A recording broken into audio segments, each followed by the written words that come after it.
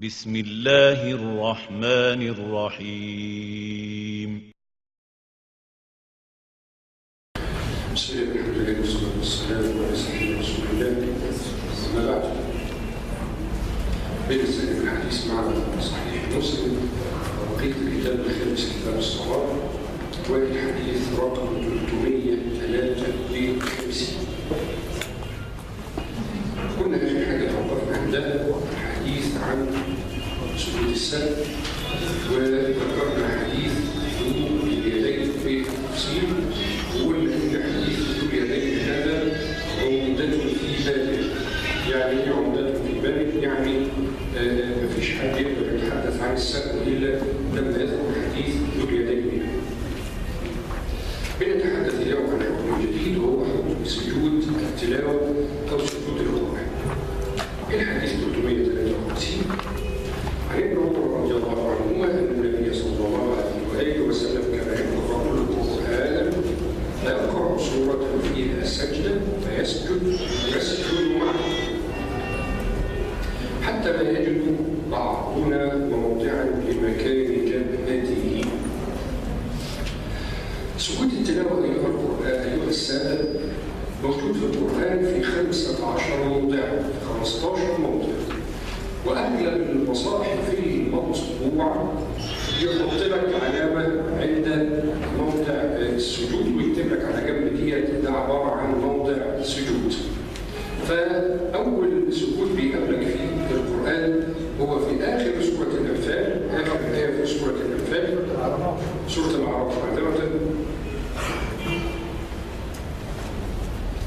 وبعد كده سورة الرعد، ثم سورة النحل، ثم سورة الإسراء، ثم مريم، وهكذا.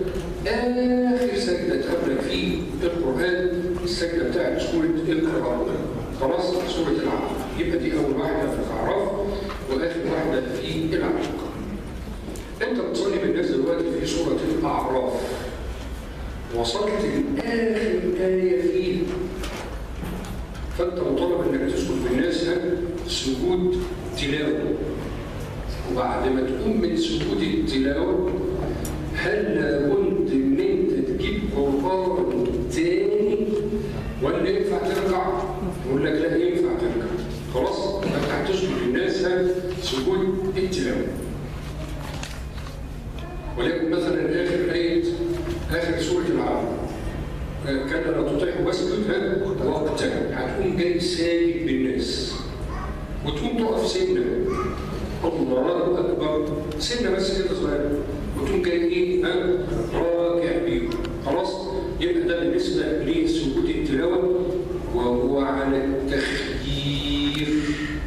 يعني على التخيير، لك أن تسجد أو لا تسجد. من أدب مجالس العلم إذا سجد إمامك وتمكنت أنت من السجود فلتسجد، إذا لم يسجد إمامك فلا تسجد. طب ليه؟ ما تعملش نفسك شيخ وهو لا، أو أنت أعلم منه وهو لا، أو أنت أتقى واحد قاعد إيه في الجلسة. ما ينفعش، قلنا حتى تبعد عن نفسك شغل الرجال. عمر رضي الله عنه كان يعمد إلى أن يصلي بالناس صلاة الجمعة ويتلو عليهم آية سورة النحل اللي فيها سجدة، ويقوم جاي نازل من على المنبر وساجد على الأرض وطالع تاني على المنبر يكمل خطبته. ويعمد الجمعة اللي بعديها إنه يقرأ نفس الآية وما ينزلش يسجد، علشان يبين الناس أن سجود التلاوة على التخيير. السؤال: هل يشترط لسجود التلاوة ما يشترط للصلاة؟ فيه خلاف. خلاص، فيه خلاف. يبقى من استقبال القبلة والطهارة والبدء بتكبيرة الإحرام والختم بتسليمتين، كل واحدة من الألفاظ اللي أنا قلتها دي فيها خلاف. والأصل أن كل العملية على بعضها على إيه؟ على التخيير، فما ينبغي إن إحنا نختلف في مثل هذه الأمور التي هي أصلا على التخيير. طيب، بيقول لنا إيه هنا؟ كان يقرأ القرآن فيقرأ سورة فيها سجدة فيسجد ونسجد معه. مساجد الإمام الناس اللي بيشترط فيها صحة السجود من طهارة واستقبال قبل، إذا كان ده مذهبك ومذهب شيخك يبقى هتسجد إيه؟ معه. حتى حتى ما يجد بعضنا موضعا لمكان جبهته. طب اللي ما لقاش مكان لموضع جبهته ماذا يصنع؟ يبقى هنا بنقول بقى من احكام السجود اللي ما جابهاش عمنا مسلم في الاحاديث اللي فاتت واللي بنتكلم عن السجود، انه يجوز لك ان تسجد على شيء اعلى من مستوى المكان اللي انت بتصلي فيه. بمعنى ان انت بتصلي في الصف الاول وبالمصادفه سعادتك قمت واقف قدام المنبر، فمش هينفع تسجد الا على ايه؟ على عتبه المنبر، تسجد على عتبه المنبر. معاك شنطه سمسورايت وخايف انك تسيبها في مكان فحطيتها قدامك وايه؟ وهتسجد عليه، ينفع ان انت تسجد عليها وسجودك صحيح. طب العكس، ينفع ان انت تسجد على مكان اوطى منك. في ايام الشتاء الناس مش قادره تصلي خارج المسجد وفي زحمه في المسجد، يبقى المكان في المسجد مثلا عندنا بياخد 200 صف، الامام بيقول للناس اللي بره ادخلوا ايه؟ جوه، وهنخلي المسجد يسع 400 صف. فالمسلم يسجد على ظهر اخيه.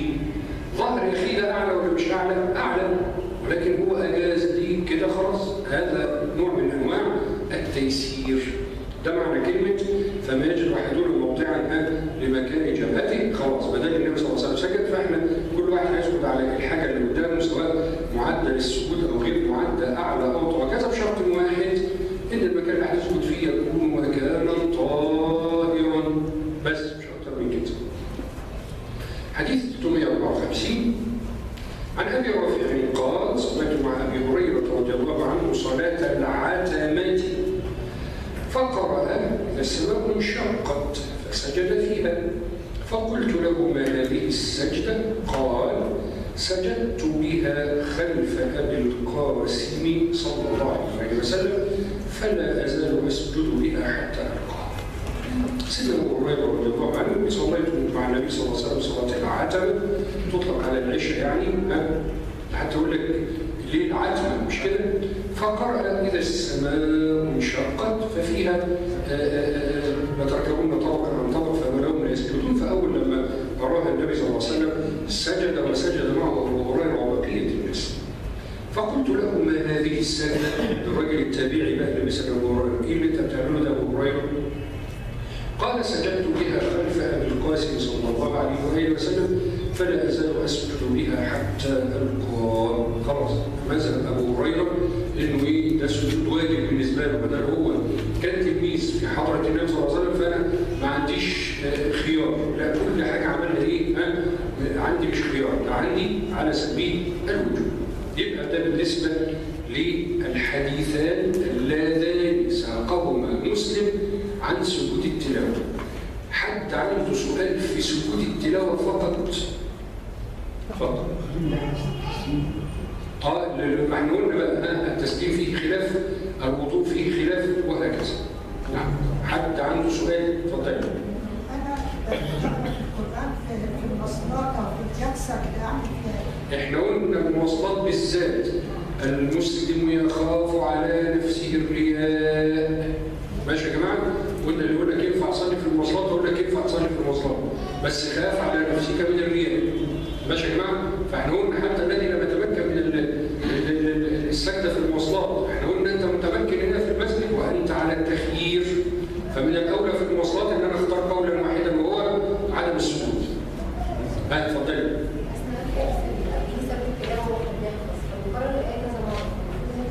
احنا قلنا كلهن والله على التخيير. اتفضل. دلوقتي في السجود انا بقول سبحان ربي الاعلى. استاذ لسه تصور بس. طب هسجد اقول ايه في سجود التلاوه؟ سجود التلاوه قالوا فيه ان ينفع تقول الالفاظ اللي هي بتاعت السجود سبحان ربي الاعلى. وفي حديث: اللهم لك سجدت وبك امنت ولك توكلت ولك اسلمت انت ربي سجد وجهي الذي خلقه فصوره فاحسن صوره وشق سمعه وبصره تبارك الله احسن الخالقين. وعايز اقول لك مش عارف احفظ هذا الدعاء يا سيدي قول سبحان ربي الاعلى. اتفضل. صلاه السجده قلنا كل هذا فيه خلاف، والأولى في السؤال بتاع سعادتك ده نستقبل القبلة ولا لا؟ الأولى استقبال القبلة. اتفضل. هو في اختلاف في الدعاء مع سجود السهو والتلاوة؟ لا انت رجعتني للسهو ليه؟ ولا انت بتتكلم عن التلاوة وغلطت في اللفظ؟ لا يعني الاثنين في اختلاف. لا الأسئلة دلوقتي عن سجود التلاوة فقط. اللي عنده سؤال في سجود التلاوة. يجوز سجود بدون وضوء؟ ما احنا قلنا سيدنا والله قلنا الكلام ده كله فيه خلاف ايها السادة. اتفضلي. اتفضلي يا فندم. السجود هل يجزئ عنه سبحان الله والحمد لله لا اله الا الله والله اكبر؟ اتفضلي. كتر خير. قلنا يا جماعه الامور الخلافيه ما ينبغي ان نوسع فيها دائره الخلاف. هي اسمها خلافيه وبحبحها العلماء فلا نضيقها نحن. ماشي ايها الساده؟ اتفضل. طيب. الحديث اللي بعده هيخش لنا بقى في مسألة شكيكة تانية وهي مسألة القنوت. القنوت بالت يعني الدعاء وليست القنوت بالطاء اللي هو المقصود اليأس دي مالهاش علاقة بيها دي. فالقنوت في صلاة الصبح هنشوف هنجيب لنا الحديث بيقول ايه. الحديث 355 هنقرأه مرة واحدة فقط عشان تقدر. عن أبي هريرة رضي الله عنه قال كان رسول الله صلى الله عليه وآله وسلم يقول حين يفرغ من صلاة الفجر من القراءات ويكبر ويرفع رأسه سمع الله لمن حمده ربنا ولك الحمد. يبقى عمنا أبو هريرة هنا هيحدد لنا إن النبي صلى الله عليه وسلم كان يدعو في صلاة إيه هنا؟ في صلاة الفجر. بعد الركوع ولا قبل الركوع؟ بعد الركوع. بس احنا هنعرف واحنا شغالين أن القنوت على 4 صور. قبل الركوع سرا، قبل الركوع جهرا، بعد الركوع سرا، بعد الركوع جهرا.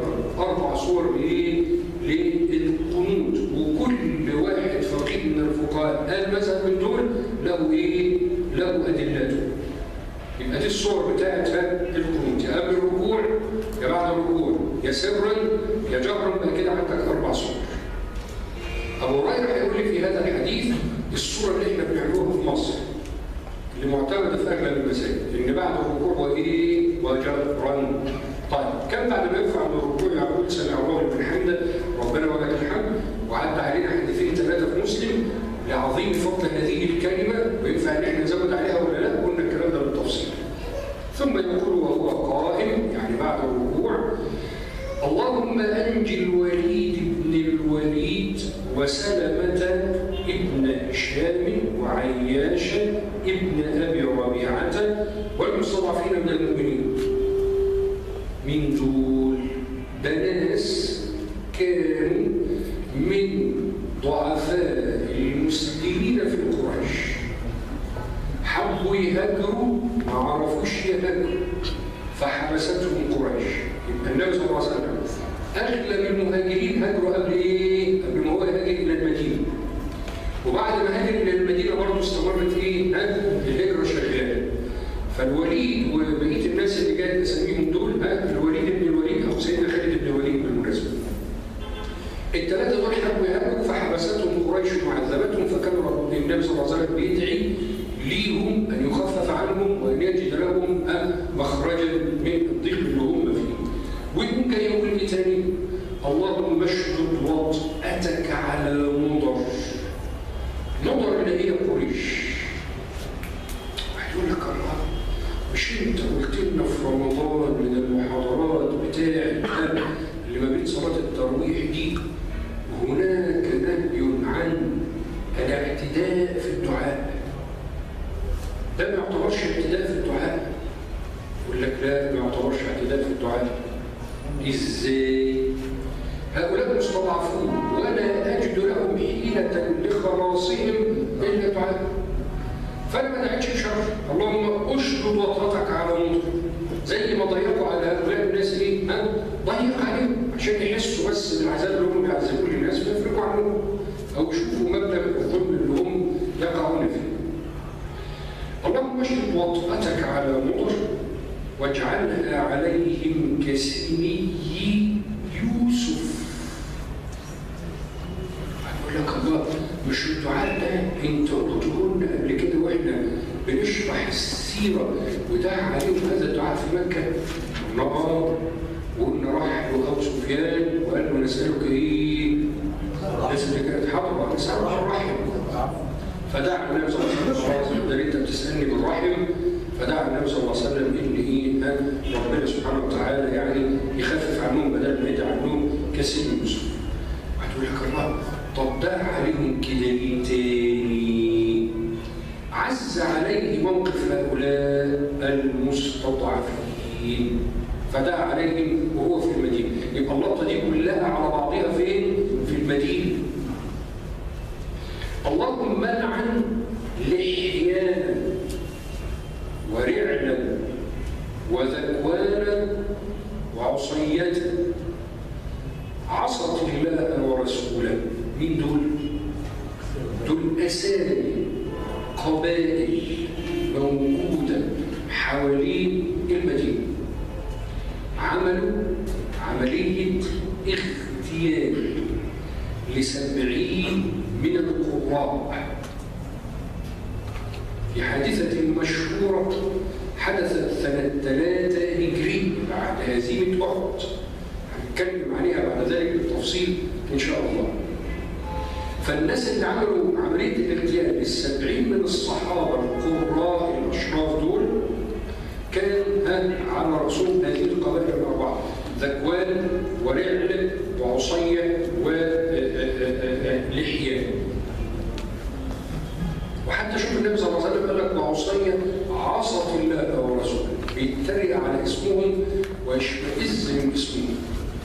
لما يجي حد يسمي حد يسميه اسم طيب، فيقول لك عصية ده حتى اسمها متطابق عليه فقد عصت الله ورسوله. بعد فتح مكة بقى سنة 8 هجرية هيرسل النبي صلى الله عليه وسلم من يؤدب هذه القبائل خالد بن الوليد وغير خالد بن الوليد. بدل دعا عليهم هنا يبقى في حاجة اسمها تاريخ ورود الحديث. يعني الحديث ده ورد امتى في تاريخ التشريع؟ يبقى اكيد هذا الحديث ورد في المسافة ما بين سنة 3 هجرية وسنة 6 اللي هو صلح الحديبية. طب اشمعنى على اساس ان الفترة دي بتاعت هي دي اللي كانوا يعذب فيها المستضعفين في قريش الوليد وغيره وغيره. انما بعد سنة 6 صلح الحديبية قريش افرجت عن ايه؟ عن كل المسلمين اللي عندها. يبقى ده تاريخ ورود هذا الحديث في الفترة دي 3 هجرية اللي حصل فيها مقتل 70 القراء دول، وما بين 6 هجرية اللي هو صلح الحديبية. ثم بلغنا أنه ترك ذلك.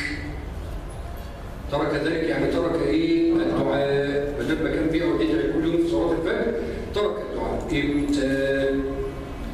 لما أنزلت ليس لك من الأمر شيء أو يتوب عليهم أو يعذبهم فإنهم ظالمون.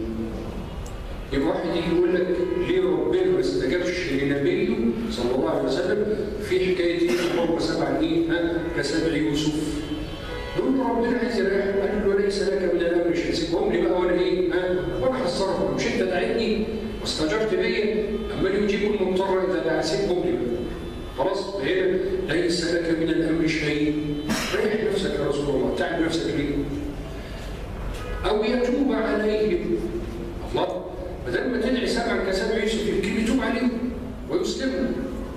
طب لما يسلموا خيرا ولا لما نهلكهم بالسنة بالسنة أو السنة اسمها زي بتاعت يوسف خيرا لأنهم يسلموا خيرا، مش كده؟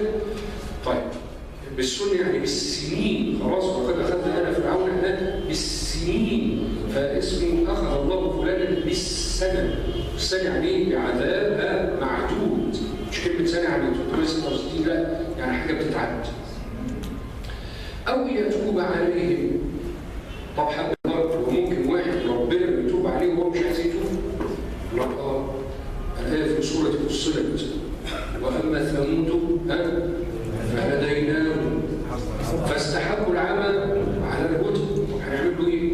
الاشاره عاملين له اشاره كده الكترونيه بتاعت النور، حاجه ظريفه وحاجه شيك، هو مصمم يعدي والاشاره مقفوله. طب هنعمل له ايه؟ ما هيموت. فهنا برضه اما ثمود فهديناهم فاستحبوا العمى على الهدى فاخذتهم صاعقه العذاب الهون الى نهايه الايات.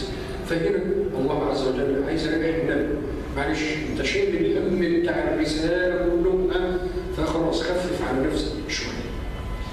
ما يستفاد من هذا الحديث: واحد، الاختلاف في موضع السجود، هذا مش سجود اسباب، الاختلاف في موضع دعاء القنوت على 4 مذاهب. الاختلاف في موضع وكيفيه القنوت على 4 مذاهب.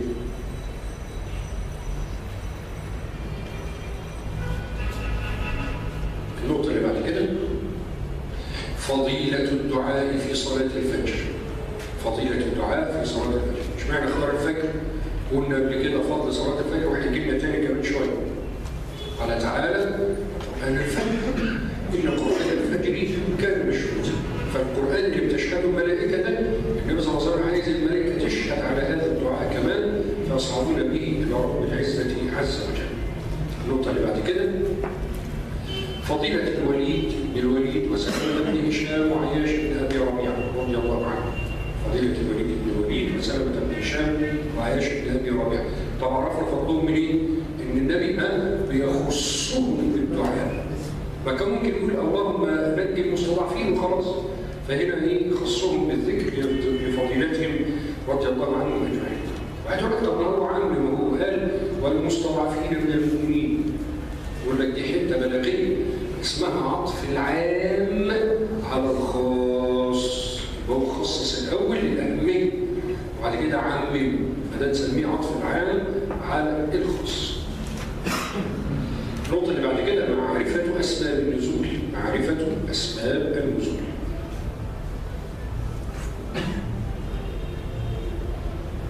النقطه اللي بعد كده: معرفه اسباب ورود الحديث. معرفة أسباب ورود الحديث. ساعات الحديث تبقى مش فاهم، تيجي تفسر أسباب وروده يستبين لك الجمال اللي موجود في هذا الحديث والتشريع اللي موجود فيه. حديث 356 عن أبي هريرة رضي الله عنه قال: والله لأقربن بكم صلاة رسول الله صلى الله عليه وآله وسلم. فكان أبو هريرة يقنت في الظهر والعشاء الآخرة وصلاة الصبح ويدعو للمؤمنين ويدعو للكفار. ماشي. والله لأقربن بكم صلاة رسول الله صلى الله عليه وسلم. فهو هنا هيصلي لكم مخصوص بعلة التعليم.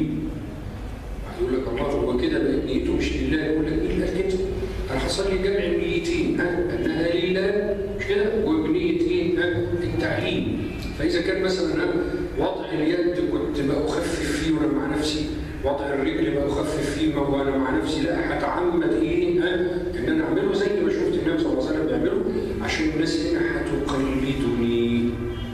والمترجم كده: تخلي بالك من حركاتك إذا كانت الناس بتقلدك. إذا أنت كنت إمام والناس بتقلدك تخلي بالك من كل شيء، مشيتك وكلامك وكل شيء.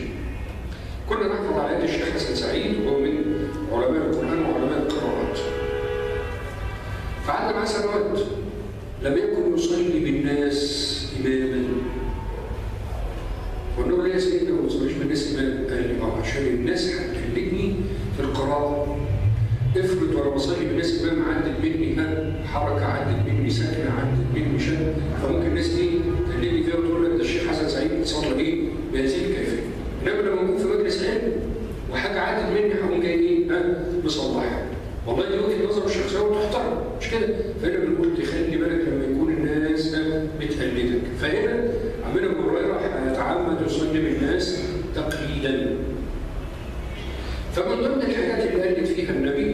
عليه وسلم فكان يقنط في الظهر والعشاء الآخرة، يعني الظهر والإيه والعشاء، العشاء الأولى اللي هي المغرب يعني يقنط في الظهر. وصلاة الظهر أصلا صلاة إيه؟ سرية، وكأن أبو هريرة كان بيقنط في صلاة الظهر سرا. مش احنا لسه لينا سورة من السور الأربعة بتاعت القنوت، قال إيه؟ القنوت في السر. واحنا قلنا زمان واحنا بنتكلم عن صلاة الظهر أن الإسرار والجهر من سنن إيه؟ من سنن الصلاة. يعني ينفع تصلي الظهر جهرا بكل الألفاظ اللي فيه، بما فيها ألفاظ الركوع والسجود إذا اضطررت إلى هذا في موطن التعليم. وعلى عكس صحيح تصلي الصلاة الجهرية سرا إذا اضطررت إلى هذا خوفا من أمن، خوفا من عدو، وهكذا. وصلاة الصبح بين حددي 3 صلوات. وأدعو للمؤمنين وألعن الكفار. المؤمنين اللي عايشين في عهد أبي هريرة أو اللي كانوا عايشين في عهد النبي أو بيقلد لهم، والكفار اللي عايشين في عهد أبي هريرة أو اللي كانوا عايشين في عهد النبي صلى الله عليه وسلم. بعض أهل العلم وبخاصة الحنابلة أخذوا هذا الحديث وقال لك من واظب على القنوت فقد خالف السنة إلا إذا نزل البلاء. يعني نزل البلاء يقول لك في أيام البلاء ينفع إن أنت إيه تواظب على الدعاء، زي كان في الحادثة بتاعت قتل 70 قراء دول بلاء، فنزل البلاء للمسلمين فقعد النبي صلى الله عليه وسلم إيه يدعو، فدي سموها النوازل. لما تنزل البلاء فينفع ان الامام يجمع الناس ويقعد ايه يدعو. نقول والله لقد حجرت ايه واسعه، هي واسعه هنحجروها ليه؟ بل ان القنوت عند الشافعيه من السنن الفجر. ده وصلنا لمرتبه ايه؟ مرتبه السنه. واحنا بنملكه المره اللي فاتت قلنا في اركان الصلاه وواجبات الصلاه وسنن الصلاة ومستحبات الصلاة. فالناس الشافعية وصلوا الدعاء إلى إيه؟ إلى مرتبة السنة. الحديث 357 عن البراء بن عازب رضي الله عنه أن رسول الله صلى الله عليه وآله وسلم كان يقنط في الصبح والمغرب. الله، إذا الثلاث أحاديث مشترك فيها ايه؟ الصبح، وزود لنا ابو هريره الظهر والعشاء، وزود لنا عمنا البراء المغرب. كأن الصلاه الوحيده اللي سقطت اللي هي ايه؟ العصر. هتقول لي طب انا هدعي في كل الصلاه الا العصر. اقول لك لا، اكتب لي هذه القاعده: الامر المسكوت عنه، الامر المسكوت عنه لا يعني التحريم. قاعدة أصولية دي عظيمة. الأمر المسكوت عنه لا يعني التحريم. المسكوت مش المسكوت، مش الواحد يعني ايه الأمر المسكوت عنه؟ يجي واحد كل شوية يقول لك بدعة. يجي مثلا ختم القرآن في رمضان. هناك مواقع رسمية لعلماء كبار داخل مصر ومن خارج مصر يقول لك ختم القرآن في رمضان بدعة. طب ليه يا سيدنا بدعة؟ يقول لك لأنه لم يصنعه النبي صلى الله عليه وآله وسلم. أما طب تصرف ازاي؟ قال لك صلي كده، مش شرط ان انت تعمل ايه؟ تتعمد ان انت تعمل ختم. هو انت قال النبي بدل ما عملش ختم يبقى انت ايه؟ ما تعملش ختم. يقول لك لا، ده الكلام نقول على الوسط. إنما الكلام العلمي القاعدة اللي بقولها لك: الأمر المسكوت عنه لا يعني التحريم. عايز تقول خد القرآن بدعة في رمضان، الله يخليك قول وجهة نظري الشخصية، أو هذا ما أراه، أو هذا مذهب جماعتي، ولا تقول أنه مذهب الإسلام أو ده رأي الإسلام. بلاش حكاية رأي الإسلام دي، الله يخليك. طيب، لو واحد واظب على صلاة الفجر دائما بالقنوت ينفع نقول له بدعة؟ يقول لك الله يخليك احترز من استخدام لفظة البدعة عشان ما تؤثمش المسلمين كده عمال على بطال، ما دام اخذ بمذهب من المذاهب فصلته صحيح. ما دام متأولا، يعني ايه متأولا؟ انه شاف النبي صلى الله عليه وسلم بيقعد في صلاه الفجر والحديث اللي هو بيعمل بيه ما قالوش ان النبي بطل لما رعد وزكوان بطل ونزلت هذه الايات، فهو يتأول ودعا في كل صلاته. فاهلا وسهلا بهذا الدعاء. نتحرز بس الله يخليكم من استخدام الالفاظ التي نشدد بها على الناس. والامر واسع. يعني والامر واسع، انت بتصلي وجي واحد ضيف قال لك والله في القريه بتاعتنا ان دعاء القنوت ان الشيخ قال ان دعاء القنوت في الفجر بدأ. خلاص والله انت ده ضيف عندنا، احنا مش هنقنط. ايه المشكله؟ خلاص لما انت بتكون صاحب مذهب ونزلت في قريه من القرى تحترم مذهب الناس اللي انت رايح له، والعكس صحيح وهكذا، عشان يكون الامر فيه سعه. واحنا قلنا ايها الاحباب العلماء ما اختلفوا الا في الفروع، فالقنوت ده فرع من الفروع ومش ركن من الاركان، فما نلاقوش احنا في الاركان بتاعه المره اللي فاتت. حديث 358 عن حفصه رضي الله عنها قالت: كان رسول الله صلى الله عليه واله وسلم اذا طلع الفجر لا يصلي الا ركعتين خفيفتين. طيب يبقى كده عدى علينا 3 احاديث في القنوت. حد عنده سؤال في القنوت فقط؟ طيب هتبتدي بقى الاحاديث بتاعت بتاعت السنن. عمنا مسلم خلص لنا الاحاديث بتاعت صلاه الفريضه من اول المواقيت والاذان والكلام ده. هيبتدي من اول الحديث ده يتحدث عن السنن. السنن في الصلاه ايها الاحباب نقسمها على نوعين. في سنن بنسميها السنن الرواتب والسنن غير الرواتب. ده من حيث المواظبه في الاداء. حيث المواظبه في الاداء في سنن نسميها السنن الرواتب والسنن غير الرواتب. ومن حيث قوه الحديث، درجه الحديث في القوه، يعني الحديث صحيح ولا حديث حسن، نقسم السنن إلى سنة مؤكدة وسنة غير مؤكدة. يبقى نقول تاني، في سنن نسميها السنن الرواتب وسنن غير رواتب، ده من حيث المواظبة على الأداء. من حيث التوقيت من حيث الدرجة في الأداء، الدرجة بقى في الأداء، السنن نسميها سنة مؤكدة وسنة غير مؤكدة. إيه الفرق بين الاثنين؟ هنعرفه واحنا شغالين.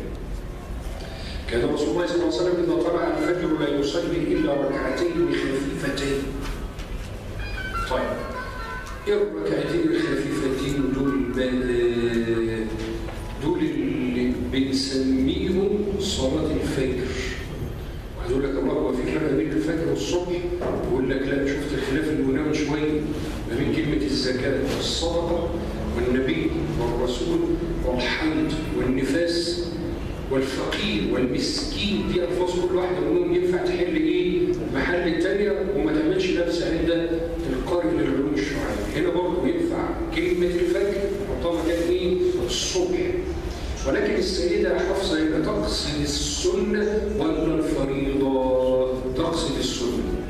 تقصد السنة. يبقى احنا واحنا شغالين هنا ممكن السنة نسميها الفجر، والصلاة الأساسية اللي هي من الخمسة الفرائض هنسميها الصبح.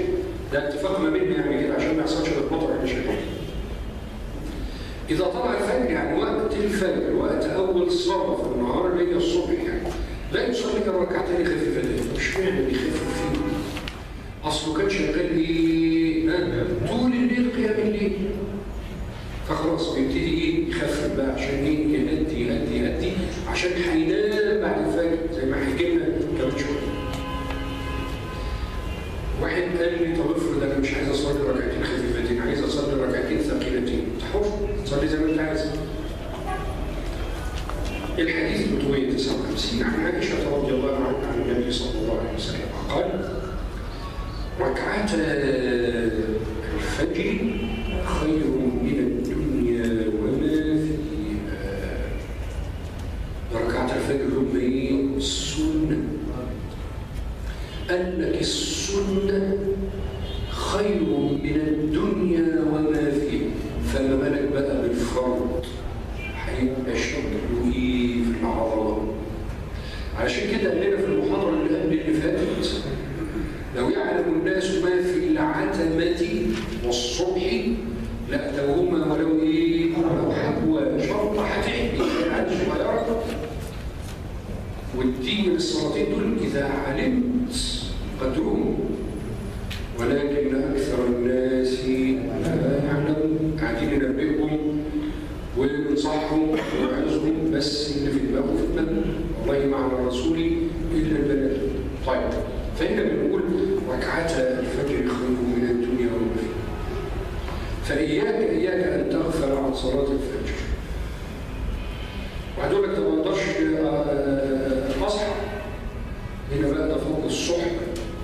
انت صاحبك زي ما بياخدك للمشاوير الدنيويه المهمه، لو ليك صاحب يحبك في الله هيصحيك لصلاه الفجر وتصحيك صلاه الفجر. وفي صحيح البخاري نهى النبي صلى الله عليه وسلم عن السمر بعد العشاء. هيقول لك انا بذاكر، ربنا يعينك. احنا بنتكلم عن ما بيذاكرش ده سهران ليه؟ لا، لما يصلي العشاء من بدري يبتدي يصلي الفجر. والاعمال بالنيات. ان عملت بنيتك ان انت تصحى الفجر هتصحى الفجر. بمعنى لو انت ليك مشوار كل اسبوع الى القاهره، ولا مشوار كل يوم لطنطا، ونمت في الاتوبيس ولا في القطر، ايه اللي بيحصل؟ في حاجه اسمها الساعه البيولوجيه. قبل ما القطر يوصل سيدي جابر لازم، بدل انت اتعودت، فيقول لك في حاجه اسمها الساعه البيولوجيه في دماغك كده، انت ما تاخدش بالك منها. قبل ما القطر يوصل سيدي جابر تلاقي نفسك ايه؟ صحيت. برضه وانت رايح في رحله السفر، قبل ما توصل للمحطه اللي انت تلاقي نفسك صحيح. ده الكلام ده الجسم اتعود عليه خلاص، من حيث لا تدري هو برمج نفسه على كده. فبرضه هنا في صلاه الفجر برمج نفسك مره ورا الثانيه، هتلاقي نفسك بتصحى من غير صاحبك ومن غير منبه ومن غير نتيجه ومن غير اي حاجه، مع اخلاص النيه لله ان انت عايز تقوم. ليه هتسميها العزيمه؟ ركعتا الفجر خير من الدنيا وما فيها. حديث 360 عن ابي هريره رضي الله عنه ان رسول الله صلى الله عليه وسلم قرأ في ركعتي الفجر: قل يا ايها الكافرون وقل هو الله احد. يقول لك بس حصل لي بقى بالناس ايه اللي الصورتين دول ومش كل محفظ بقيتهم. يقول لك يا خلي بالك. هيجينا في حديث في البخاري أن رسول الله صلى الله عليه وسلم كان يصلي في الفجر بالسجدة والإنسان. هتكون كلكم عارفين الحديث. ركزي بقى في اللي جاي. قال الإمام ابن حجر، ده علم كبير ابن حجر رضي الله عنه، قال: ولا يواظب إمام على الصلاة بالسجدة والإنسان حتى لا يظن جاهل أن الصلاة بدونهما لا تصح. ده بنسميه بقى الفقه الراقي، الفقه العالي. واحد فاهم يقول لك هو كده ورد في الحديث انه كان بيصلي بدون، بس عشان ما يجيش واحد احمق ورا منك يقول لك الصلاه بدون لا تجوز. زي انت كده لما تواظب على صلاه الفجر بالقنوت، يجي احمق انت لو نسيت مره يقول لك الصلاه دي باطله خلاص، لانه يتعبد بالتقليد، مش بيتعبد بالنصوص ومعرفه الادله. هو بيقلد بقى 20 سنه، لما فجاه يلاقي التقليد اتغير فيقول لك انت على باطل، مش يقول لك فيها راي ثاني وهكذا.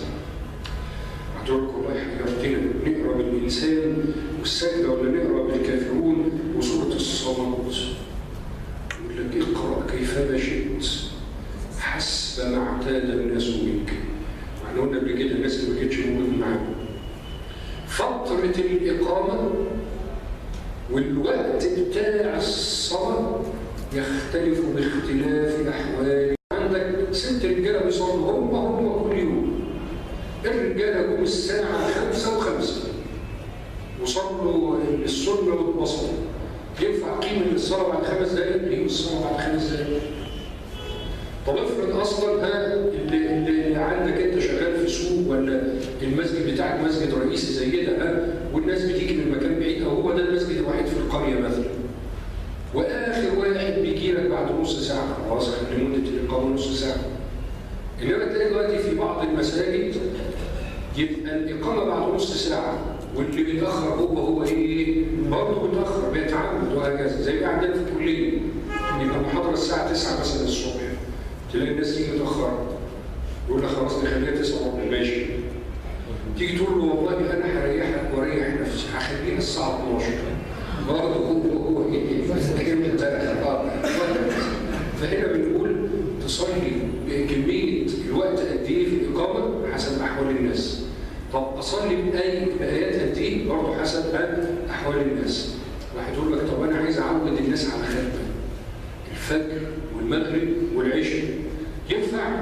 ودي حاجه جميله اذا الناس ارتضت منك ذلك وكل صلاه من الصلوات دي بتصلي لهم ربع. انا كنت بصلي في المسجد عملت فيه 6 ختمات، كان في سبوره في المسجد نكتب احنا وقفنا ايه عند الايه كام، وكان في ناس بتتابع. خلاص ده امر طيب ارتضته الناس اهلا وسهلا.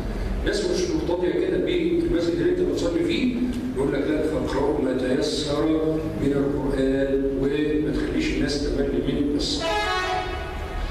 حديث 361 عن عائشه رضي الله عنها قالت كان النبي صلى الله عليه وسلم اذا صلى ركعتي الفجر فاذا كنت مستيقظه حدثني والا اضطجعا. جميل. يبقى الواحد خلاص مش في بيته هو شغال لواء يبقى يعمل لواء في البيت، شغال مدير امن يبقى بيته مدير امن. يقول لك لا، الانسان يتفكر في بيته. انت شغال زعيم هناك بره البيت، انما انت في بيتك رجل تتلطف مع اهل بيتك. بس انت عايش تقول لك هو راجع من الصلاه، واحد يقول لك الله راجع من الصلاه وهي ما كانتش بقى بتصلي ولا ايه؟ لكن لا، وفي صحيح البخاري عشان النساء كانوا بيصلوا خلف صفوف الرجال مباشرة فكنا ينصرفن أولا. ينصرف أولا حتى نص الحديث كده ينصرفن بغلس، يعني لسه الدنيا ايه ضربه ما شجعتش هم جايين ايه مروحين، وبعد ما يروحوا خالص واطمئن الامام ان النساء دي انصرفت يقوم جاي يقول للرجاله ايه اتفضلوا بالسلام. اصل هو المجتمع كلهم عارفين بعض وهي القريه وانا عارف ان فلانه اللي ساكنه في البيت الفلاني هتاخد 6 دقايق مثلا، انما بيت الاهالي ما ينفعش تطبق في حياتنا دلوقتي. ينفع المرأة تصلي الفجر؟ ينفع تصلي الفجر بشرط إذا أمنت الفتنة. إذا أمنت الفتنة لو في قرية مقفولة وعارفين بعض ينفع يقول لها روحي براحتك. إنما في المدينة زي بتاعتنا دي يقول لك ما ينفعش، إلا إذا أنت كانت رايحة تصلي معاك وهكذا. فنقول ينفع ابتداء ينفع.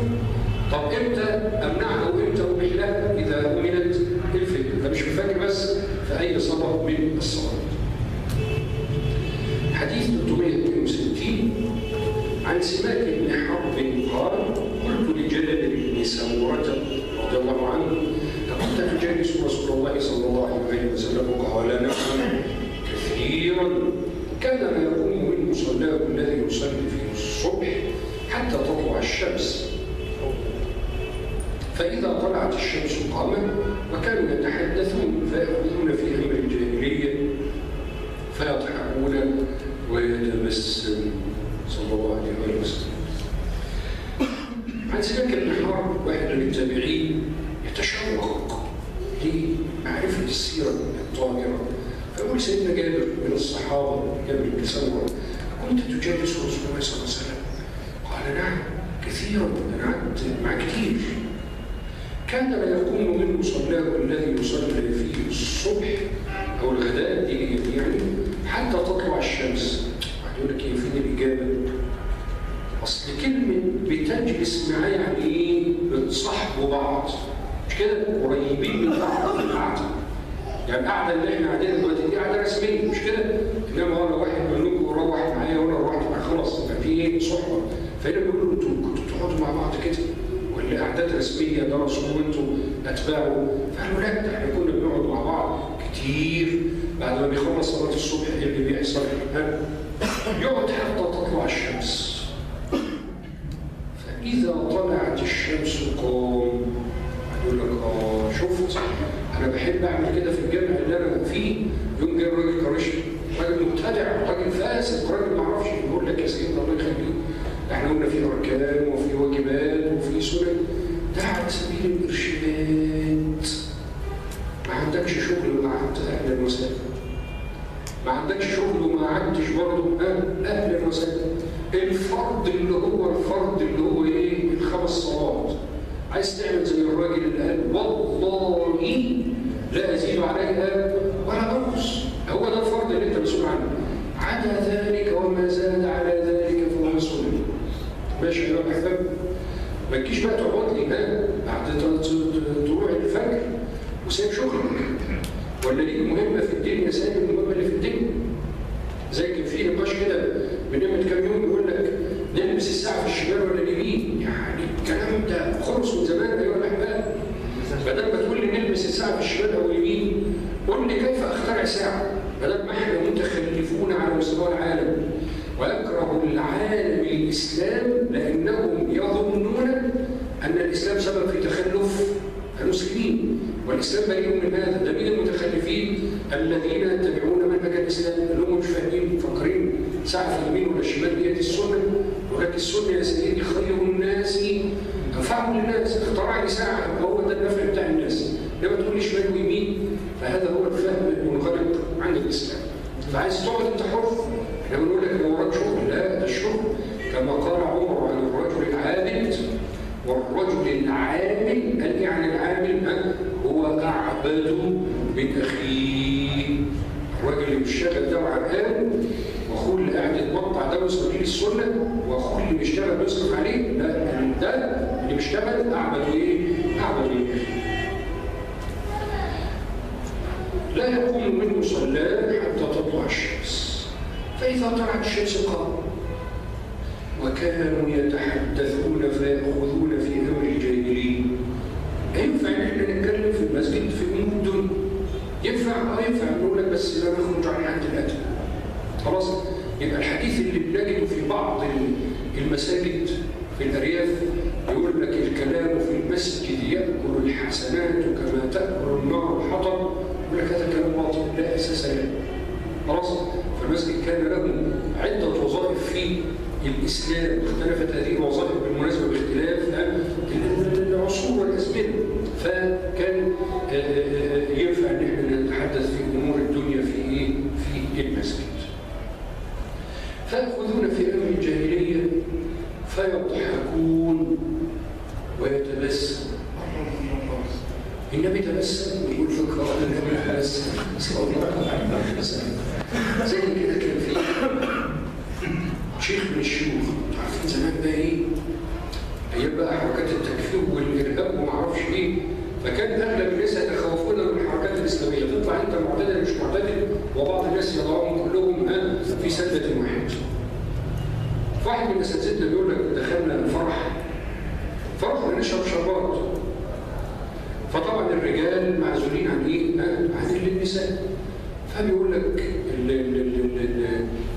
الولد الصغير جاب لنا الشربات، فالباب اتفتح، فالواحده من النساء شافت الشيخ بيضحك وبقيه الناس اللي حواليه بيضحك، فطلعت قالت للنساء والله ده بيضحك زينا. طب ضحك. بعض الشيوخ وصلونا الكاتب. خلاص بعض الشيوخ وصلونا الكاتب. انا كنت مره في رحله وانا المشرف بتاع الرحله. قلت اتوبيس في الشباب قاعدين مشغلين الاغاني وبتاع وخلاص مفيش مشكله. فواحد من اللي مش فاهمين عايز يشيل الشريط ده ويحط شريط اسلام. قلت له والله استاذنك دي انت مع زمايلك وانا ماليش دعوه عشان ما اضيعش عليهم.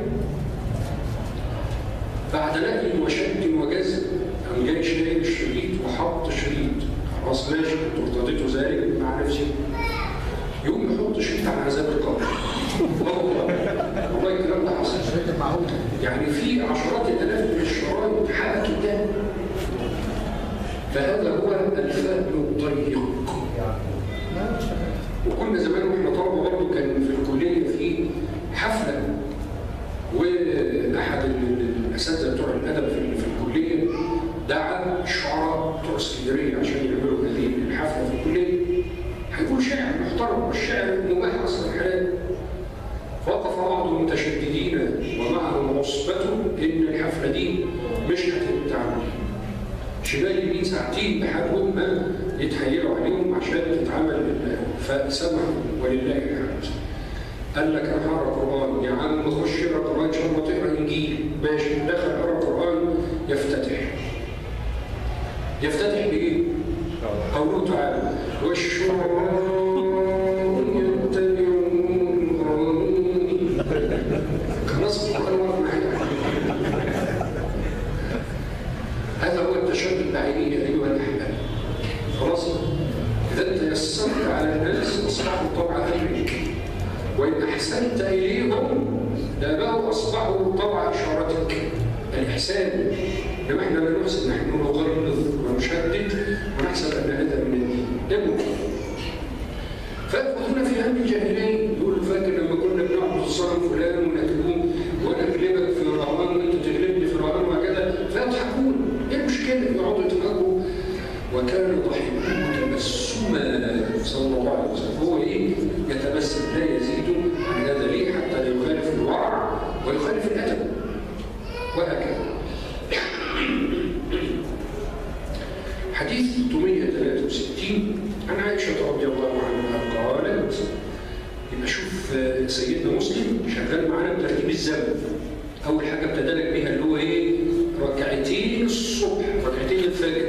يبقى هو هنا ما بيتكلمش على الفرائض، هو بيتكلم عن ايه؟ على السنن. فقال لك عظيم فضل سنه الصبح، هي هنسميها ركعتين الفجر. خلاص؟ طيب الترتيب الزمني بعد كده ايه؟ صلاه الضحى. وقت صلاه الضحى منين؟ من اول الوقت اللي مكتوب في النتيجه وقت الشروق لحد صلاه الظهر. يبقى الظهر اذا كانت النهارده بتدي على 12 الا ربع، بعدين يبقى معاك من الساعه 6 اللي هو وقت الشروق في النتيجه لحد 12 نتيجه. كل ده وقت ايه؟ وقت صلاه الضحى. بعد اذنك مش بعدين بربع ساعه ثلث ساعه. بعد ايه بالظبط؟ بعد الشروق ان شاء الله. حته الصلاه وقت الشروق او مش وقت الشروق دي اتكلمنا عنها بالتفصيل، فلما يحضرها يبقى يرجعها مع الناس اللي حضرت هذا الكلام. يبقى ده وقت صلاه الضحى بعد الشروق لحد قبل ايه؟ الظهر ايه؟ بسن كده يعني. طيب فضل صلاه الضحى دي ايه؟ نشوف. عن عائشه رضي الله عنها قالت: ما رأيت رسول الله صلى الله عليه وآله وسلم يصلي الصبح حتى الظهر قط. نعم، صبحة الضحى قط. وإني لأستحبها، وإن كان رسول الله صلى الله عليه وآله وسلم لا يدع العمل وهو يحب أن يعمل به خشية أن يعمل به الناس فيفرض عليهم. ده كلام كبير. ما رأيت رسول الله صلى الله عليه وسلم يصلي صبحة الضحى قط. اكتب لي القاعدة الأصولية دي. وأنا عايزك واحنا شغالين القواعد الأصولية دي تحطها كده في أجندة لوحديها بعد ما تروح. عشان الأصول دي أهم عندنا من الفروع ومن الفقه ومن المذاهب الفقهية. يقدم المثبت على النافي. يقدم المثبت على النافي.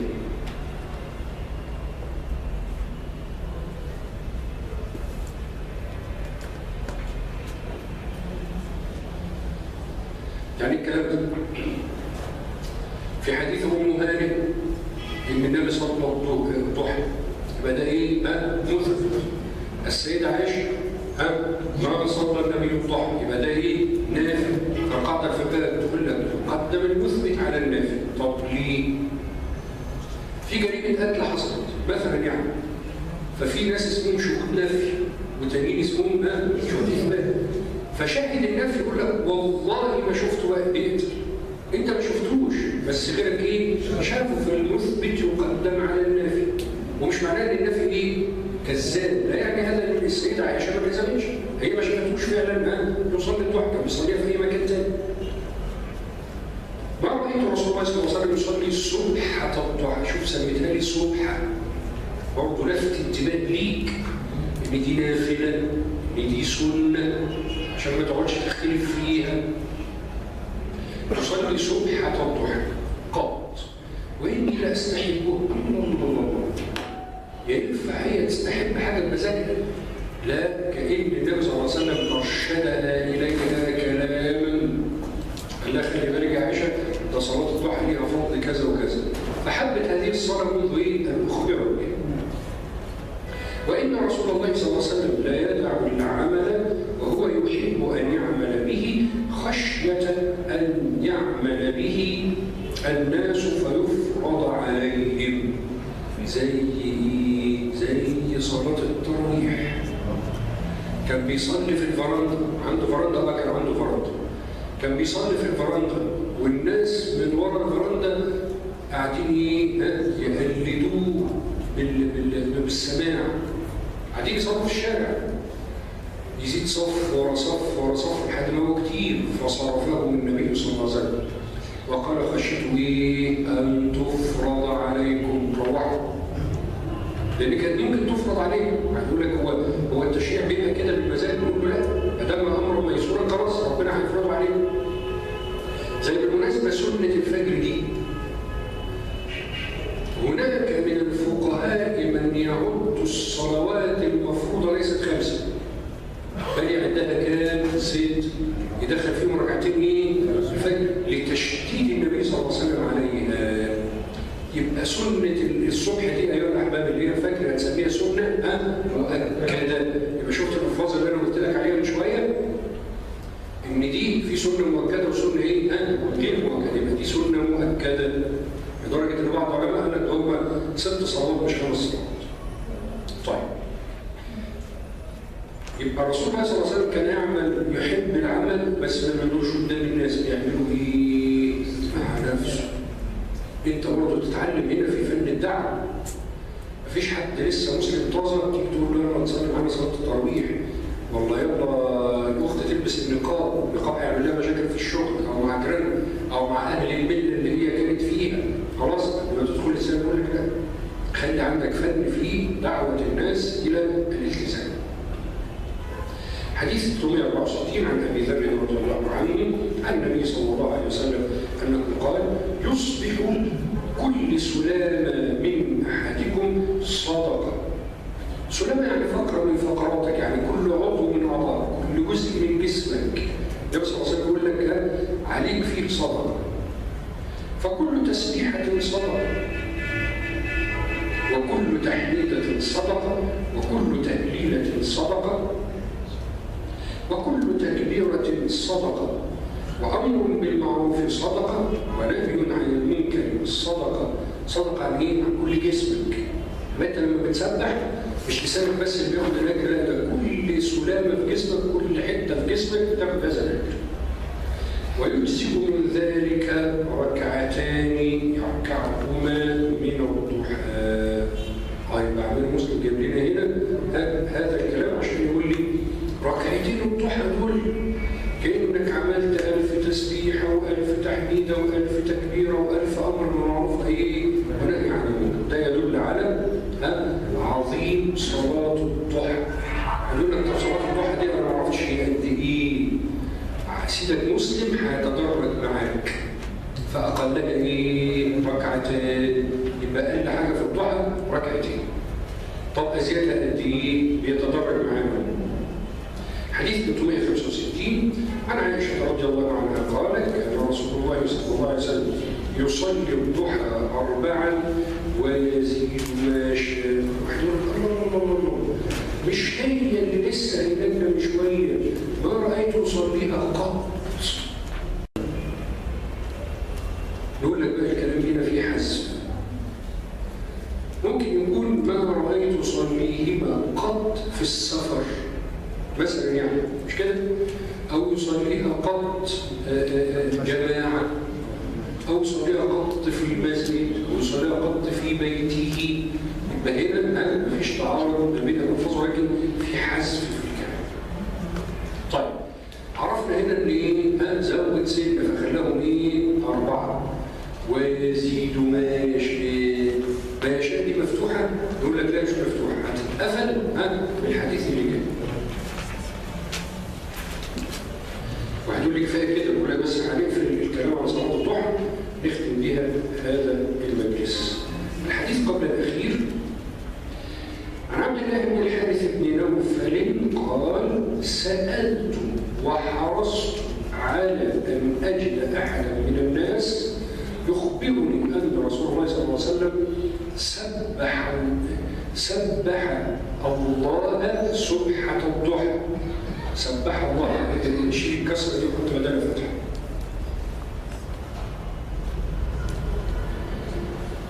بدل الله سبح الله رسول به. فلم اجد احدا يحدثني عن ذلك.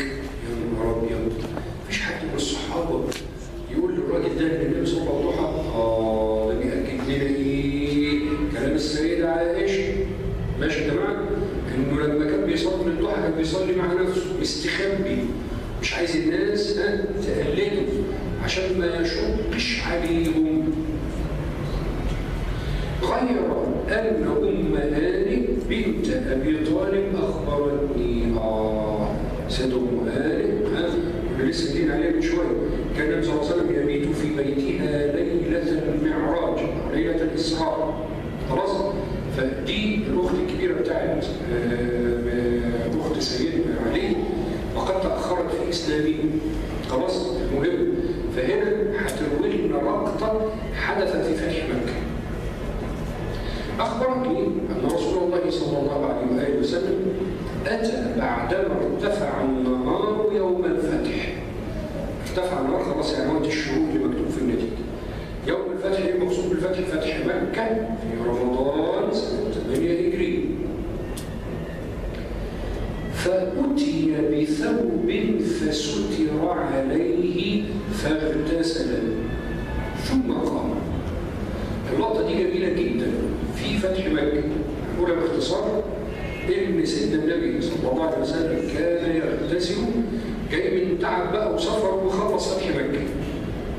وفاطمة تستور، يبقى سيدنا فاطمة عليه السلام جابت حبل كده وملاية وجايه فردان، والنبي صلى الله عليه وسلم في طشت بيغتسل خلف ايه؟ خلف الملاية دي. فجت السيدة ام هانئ من ورا الملاية بتكلمه: يا رسول الله، زعم ابن عمك انك قاتل فلانا وفلانا وقد أجبتهما. شوف بتحقر أخوها علي عشان هي الكبيرة، تقول له ابن عمك ده مش أخويا، لا ابن عمك بيقول إن أنت أصدرت فرمان عسكري إنك هتقتل فلان وفلان وقد أجبتهما. أنا قلت الاثنين دول في السكة وقلت لهم ما تخافوش أنتوا تبعي. والناس اللي أحضروا النبي صلى الله عليه وسلم دمهم دول كانوا 9، هنتكلم عنهم بعد ذلك إن شاء الله. فقال رسول الله صلى الله عليه وسلم: قد أجرنا من أجرت يا أم هانئ. إحنا أنت شو بيك وبيك اللي تقول عليه ماشي، لا ابن عمي ولا ابن خالي ما يبكيش عليه ده. قد أجرنا من أجرت يا أم هانئ. فالست بقى مبسوطة رضي الله عنها. فبعد ما خلصت اللقطة دي بتحكي لنا بقى، بتقول لنا إيه؟ ثم قام. بعد ما كلمته وهو بيغتسل جاي نشف نفسه وطلع عمل إيه بقى بعد الغسل؟ ثم قام فركع 8 ركعات. هو على سفر ولا مش على سفر؟ على سفر. فالأخيار هكذا لا يتركون إيه؟ السنة، لا في سفر ولا في حضر. لا أدري أقيام فيها أطول أم ركوعه أم سجوده، كل ذلك منه متقارب. يعني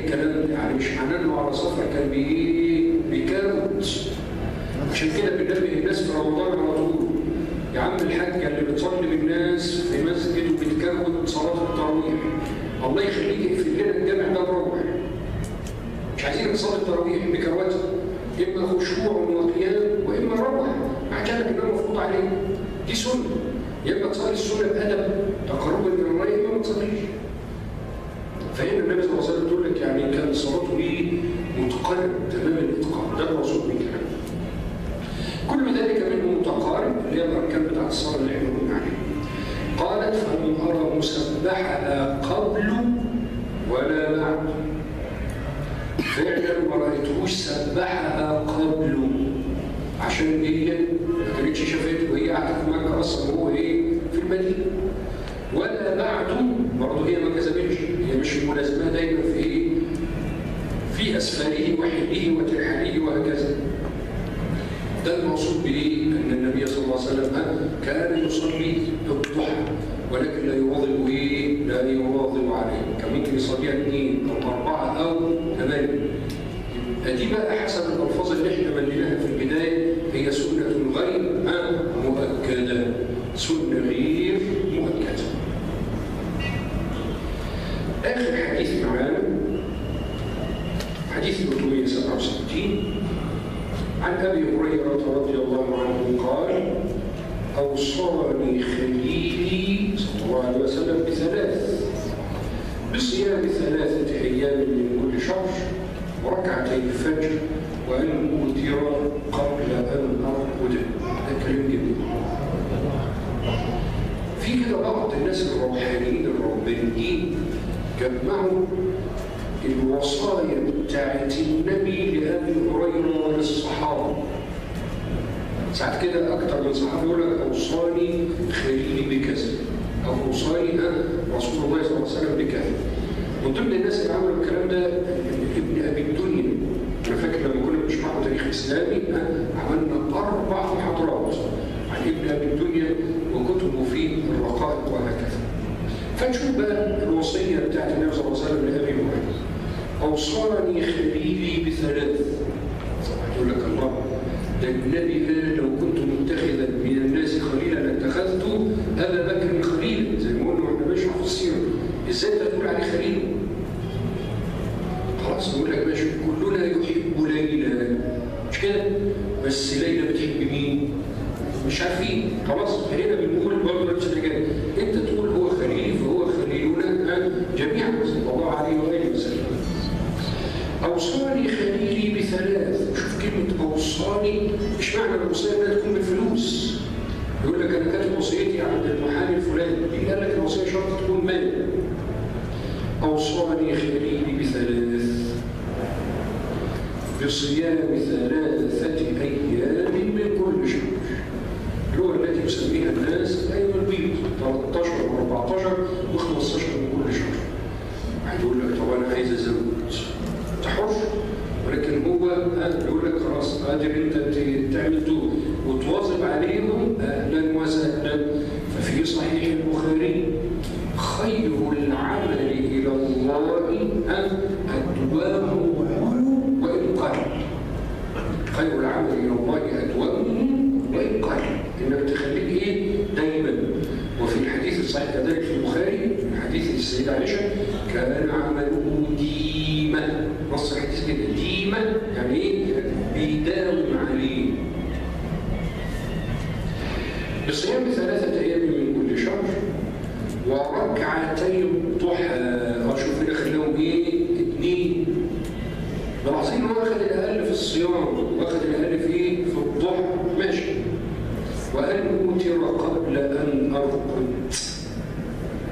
بس ما قاليش الوتر هنا كام، والله كان احنا لسه شغالين بالترتيب. احنا خلصنا الفجر وبعدين دخلنا على الضحى، هجيب بعد كده سنة الظهر وبعد كده سنة العصر. في الآخر خالص هنقول الوتر. فهنعرف ان الوتر النبي صلى الله عليه وسلم من حديث السيدة عائشة كان 13 ركعة. تقول لك ازاي؟ بقول لك بس ما تستعجلش، نبقى نشرحوها بعد كده ان شاء الله حينما ناتي الى ابواب سنه العشاء. اقول قولي هذا واستغفر الله لي ولكم، ونسال الله عز وجل لنا ولكم نفع بما سمعنا، اللهم امين. والسلام